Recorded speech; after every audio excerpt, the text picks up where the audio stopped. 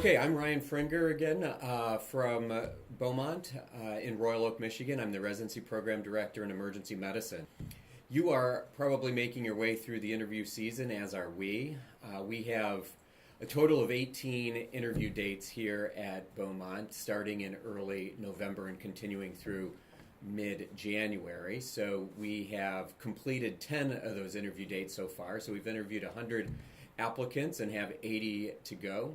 Currently, all of our interview slots are filled, and so I certainly would encourage you, if you are still looking for programs and looking for interviews, probably some slots will become available, not only here but elsewhere, but it is a pretty tight schedule, no question about it. So some recent trends that I've been seeing over the last few years, we are certainly up in terms of the number of applicants. We have each of the last 5 years noticed anywhere from as low as 12%, but as high as 15 or 18% increases in year-over-year applications to the program. So it is a competitive market, no question about it, but there are a lot of new EM programs out there, and a lot of emergency medicine programs are expanding. So I don't know that the match itself is getting that much more competitive, but we are certainly seeing, at least in our program, a significant increase in applications above what is being seen nationally.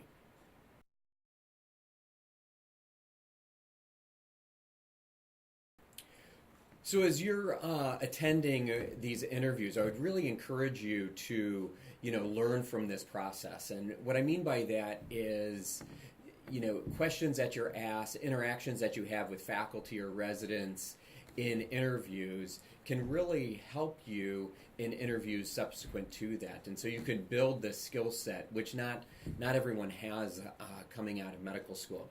Now, also, you may be given the opportunity to shadow in the emergency department. And what I will say about that offer is that you should certainly take advantage of it if you feel as though it will help you make your decision in terms of ranking that program. And so what I really mean is that don't commit to spending time in the emergency center thinking that it is going to make an impression on the program director. Really, I can't generalize for everyone, but I think very few program directors have the time to even keep tabs on this stuff. But you want to do it for your own purposes. So if you really want to learn more about that program, learn more about the processes within that department, by all means, take advantage of those offers. As you are moving through the interview season, you are also considering which type of program and which programs you are ultimately going to rank highly. And the real take-home message, I think, with regards to making your rank order list is to really seek out some very good advisors or mentors to help you do this. And what I often tell students is that, even for the most qualified applicant, this process is not intuitive. And so really getting strong advising from someone, a faculty member who knows this process, is imperative to your success.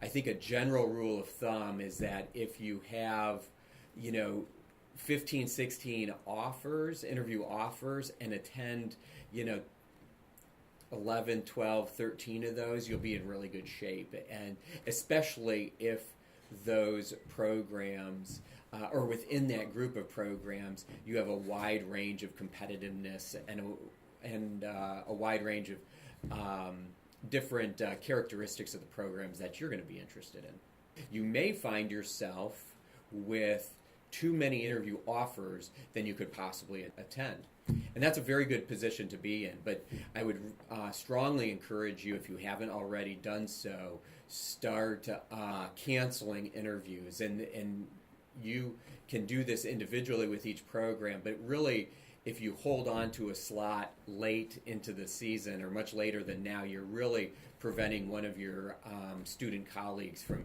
getting access to that position. So go ahead and cancel those. A lot of us use Interview Broker, and so you may be locked out of canceling interviews.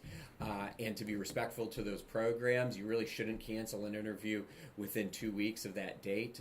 But any interview dates out beyond that you really don't feel as though you would be ranking that program highly, then I would go ahead and cancel those at this time. Now, if you have extenuating circumstances, if you're pursuing the couples match, you may really need to go on, upwards of 20, 22, 25 interviews.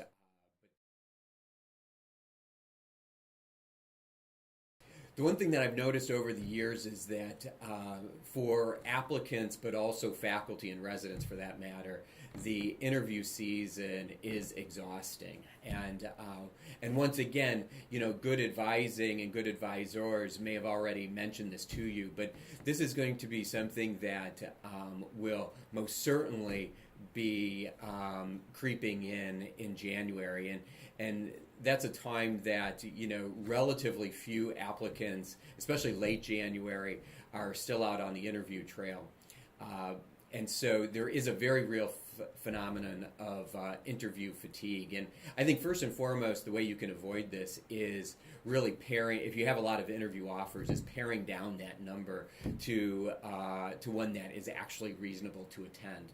Also, I think that you want to do the common things that you were probably told about this process, but truly recall those as you go through your interviews. So at least when you're at your interviews, you want to still seem motivated, still seem interested in that program, and once again, know something about that program. Also, one way to overcome this is to build into your travel something to just kind of clear your mind. I remember one way that at least when I was going through this process many years ago, one of the ways that I became more acquainted with the community, but also just kind of stayed sane through it, was I always traveled with my running shoes, and I would go on a run and see, what is in the local community, what is close to the hospital, and so on and so forth. So that was very appealing for me and served me well. But I think that you'll want to build in, maybe you go spend an hour or two at a museum or something like that, just to once again clear your mind and stay engaged in the process as best you can.